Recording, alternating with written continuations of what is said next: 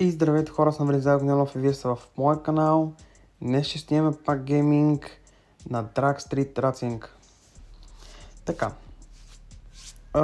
по-рано днес, след като качих видеото и много се колебах дали да продам Бентлито или да му изкарам двигателя и да направя нов проект. И реших да направя нов проект на F-Custom с тази прекрасна маздичка, MX-5-цата. Колата се движи прекрасно.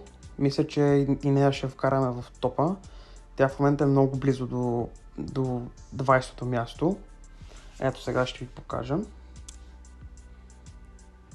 Имаме на сингъл, има на F-клас и виждаме време.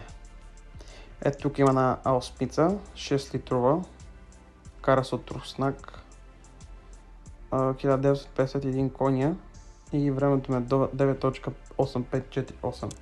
Добре, нека веднага да я пробваме и след това ще ви разкажа. Ще ви покажа т.е. настройки и какво направих по нея. Загравяме до зелено.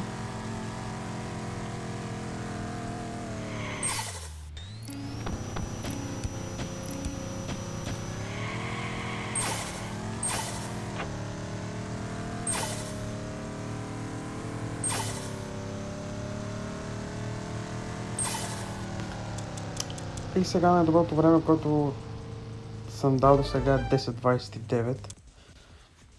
Мисля, че ако и вкарам нитрото, ще мога да вляза в топа, но в момента нямам достатъчно бъксове. В смисъл си имам бъксове, но ще ми трябва по-напред за да направя нов проект. Обмислям да направя тази Alpha 2010. Това мисля, че е Lexus Alpha 2010, не съм сигурен. Поправете ме в коментарите, ако греша. Мисля да направя хашток, H-Custom, т.е. H-Custom.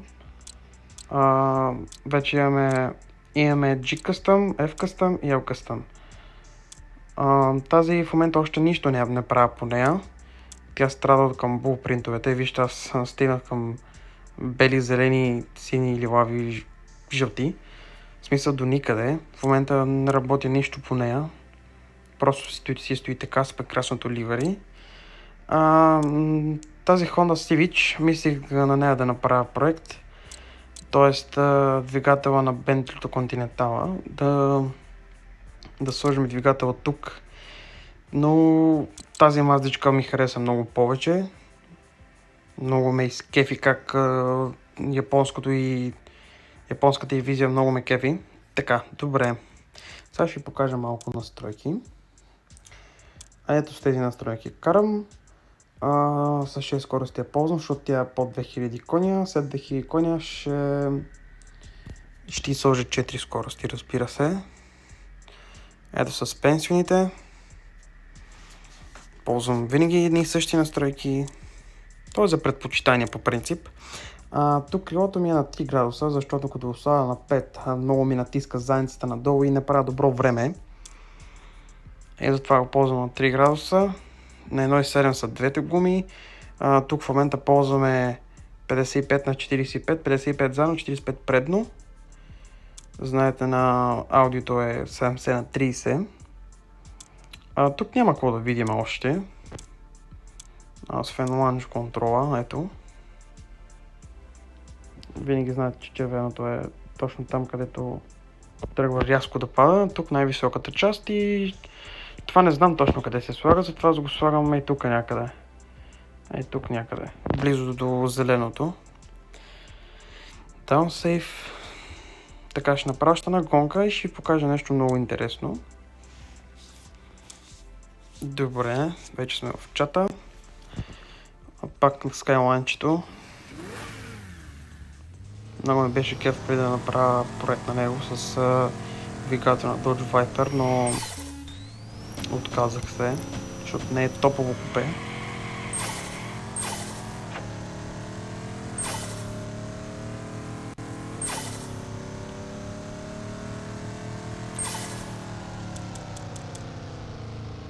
Много лошо време дадох. Няма значение на най-доброто ми време, което можах да дам е 10:29:05. Така. Сега идва култовата част. Докъде се стигна с аудито? Вдигнах му още 200 коня. По принцип му вдигнах други 400, в смисъл той стана 4000 коня. Но имам един проблем. Много взе да загрява. Говоря за нитрото. Вижте колко го смъкнах. Просто невъзможно да го увелича още малко напред. Колата почва да прегрява и направо не мога да карам и това е максималното, което мога сега да го навия. Искам да ви покажа нещо много по-интересно. Имаме тук на скоростите рейс 804 метра и сега сме с включено нитро. Ето. Нитро on. Искам да ви покажа по време дан с нитрото. Загряваме до зелено. В момента сме с нитрото.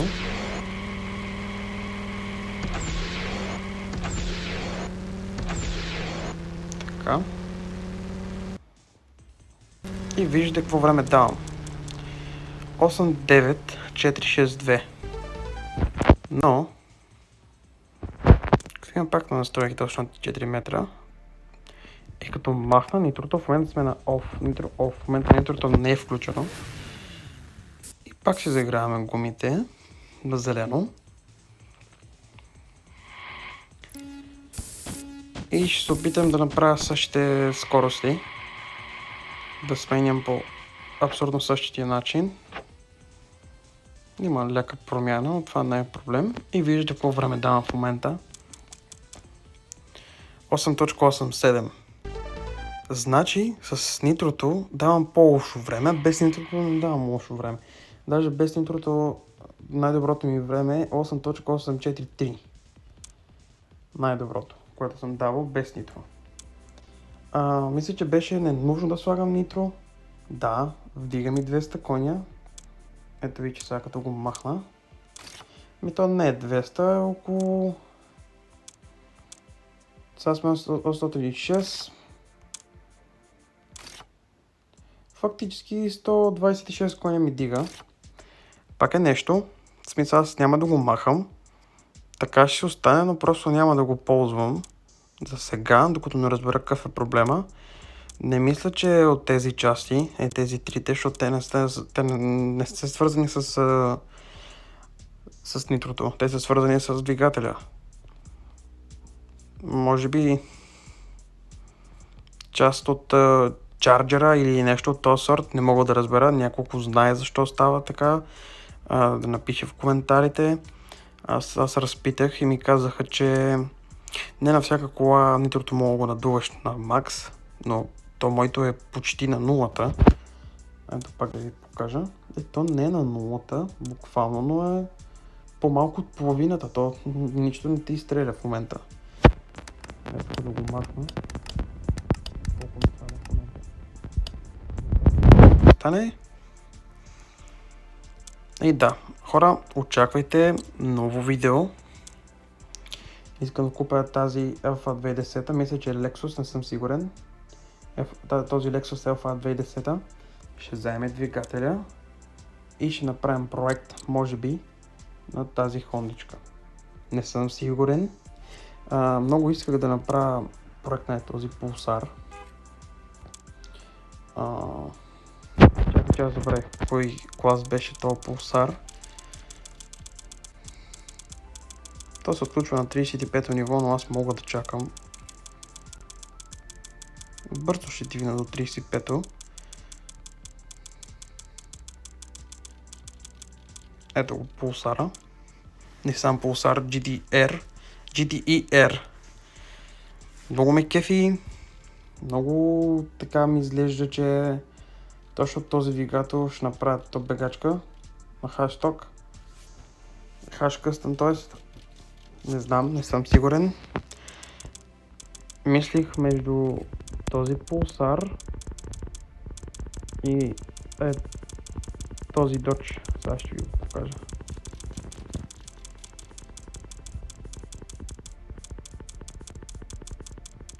Не знам дали е грешка. Ето го Мустанг, който го имам в момента. С двигателя на RS2, аудито. И този от Challenger 78 много ме радва. Или това ще бъде с Lexus, с Lexus двигател, или този Dodge, или Pulsar. Еми хора, освен да ви покажа какво имам в инвентара, ми ще е интересно.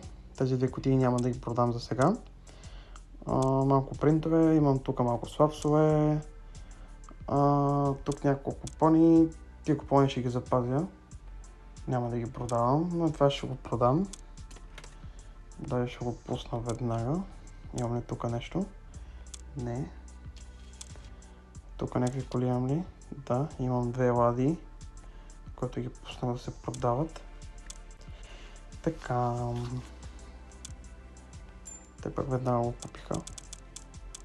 И да, хора, надявам се като да ви е харесал. Очаквайте невероятен проект. Ако ви харесва клипа, лайкате, абонирайте се, за да получавате нови прекрасни видеа на Drag Street Racing. Чао и до нови!